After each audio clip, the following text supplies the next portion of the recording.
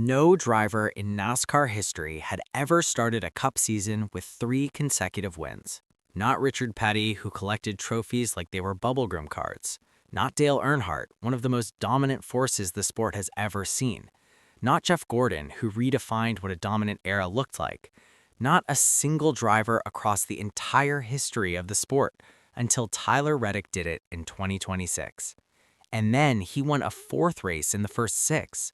Only 2 drivers in history had ever accomplished that: Dale Earnhardt in 1987 and Bill Elliott in 1992. Reddick joined that list before most fans had finished their first cup of coffee of the new season. So, before we break it all down, if you're a real NASCAR fan who lives for this stuff every single week, do me a favor. Hit that like button, subscribe to NASCAR Hub. We're a new channel. We're pushing toward 500 subscribers. And if you love honest, passionate NASCAR talk from real fans, you're in the right place. Now, let's talk about the history behind Tyler Reddick. Here is the number that makes this even harder to process. Reddick entered 2026 with just 8 wins in 218 career starts. He won 0 races in 2025.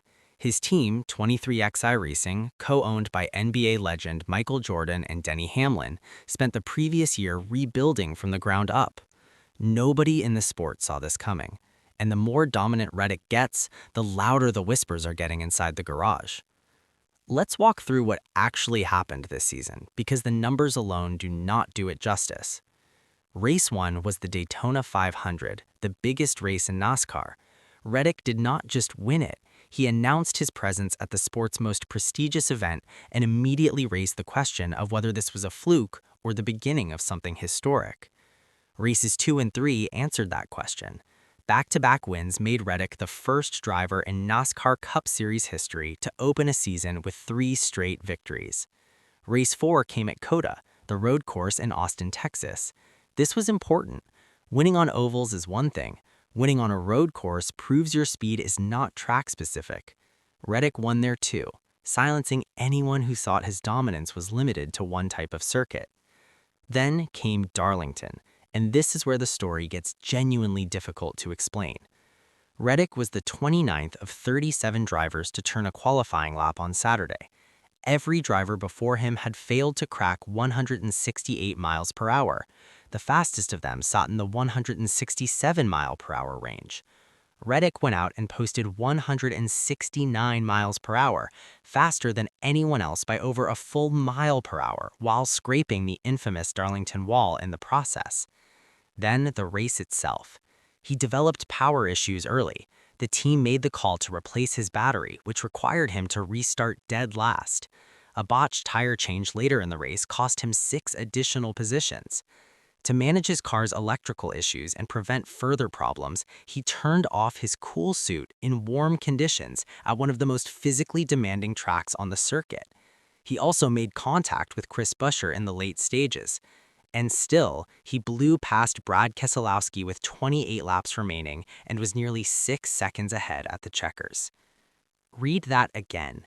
He started last, lost positions on pit road, raced without cooling, hit another car, and won by 6 seconds. The competitors were not quiet about what they observed. Brad Keselowski, who finished second, said, "Tyler is a great driver. You shouldn't take anything away from that. But they're clearly up on horsepower and downforce right now, and he's making that count." Ryan Blaney, who finished third, offered this: "He just goes faster. I wish I could point something out, but he's just faster. And Tyler is an amazing race car driver, always has been, and they've got it going on over there right now." Even Denny Hamlin, co-owner of 23XI Racing and Reddick's boss, finished 11th that day and admitted, "He was faster on the entry, the middle, and the exit. I'll study it and try to learn something from it, because clearly they got it figured out." When your own team's co-owner cannot explain where the speed is coming from, people are going to start asking questions. NASCAR has a long and well-documented history of conspiracy theories. In the early days of the sport, when Detroit's big 3 automakers were pumping resources into racing, Ford was convinced Chevy was getting favorable treatment from the sanctioning body, while Chevy believed the same about Ford. They were all accusing each other simultaneously. During Jeff Gordon's dominant years, the rumor in the garage was that Hendrick Motorsports had secretly developed working traction control on the number 24 car. When Dale Earnhardt Jr. kept winning at Daytona and Talladega, people were convinced NASCAR reserved a special restrictor plate for the old number 8 carburetor, one that gave him just a little more breathing room than everyone else. Those conspiracies existed, they were talked about, and now there's a new one, and this one comes with a paper trail. In the 2025 offseason, 23XI Racing and Front Row Motorsports filed an antitrust lawsuit against NASCAR. The lawsuit alleged that NASCAR operated as a monopoly and engaged in anti-competitive practices that harmed independent teams. The lawsuit was significant, it went to court, and then a settlement was reached. The specific terms of that settlement are barely public. The ink is barely dry on that off-season legal settlement between NASCAR and the two race team plaintiffs, one of which is 23XI Racing's Reddick's 23XI Racing Team, which lists Michael Jordan as a co-owner who has been extremely visible through 6 weeks of the season. Michael Jordan has been a consistent presence at the track throughout 2026. 23XI Racing is now winning at a historic pace, and the settlement details remain sealed. The theory writing itself across the paddock goes something like this. What if part of the resolution included something beyond financial compensation? What if 23XI got something else?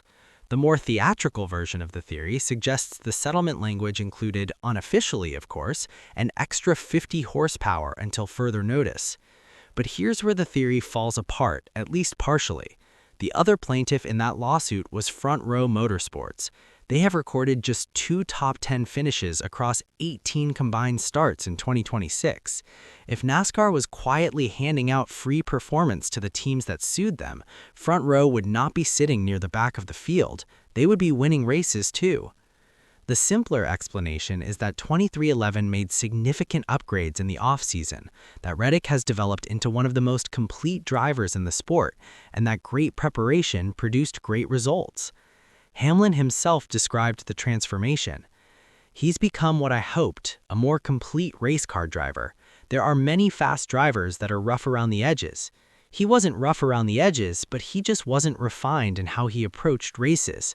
I think we've really helped him with his racecraft, learn when to attack and when you can be conservative. The dominance has forced a larger conversation about where 23XI fits in the hierarchy of NASCAR organizations. One analyst made the case directly. What more do you need at this point? They won at a drafting track, they've won on a road course, they won on an intermediate, and they won at Darlington. What more do you need as evidence to say that this team is here to stay and they are legit? He went further, stating he would take 23XI over Penske right now. That is not a small claim. Penske is one of the most resourced and decorated organizations in motorsport history. Others offered a more measured view, acknowledging the historic start while stopping short of elevating 23XI into the top tier permanently. If 23XI goes to Martinsville next week and wins, I'll feel different. Meanwhile, Reddick is in the final year of his contract.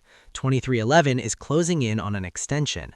Reddick said, "I'm just really proud of where we are today and the progress we're making.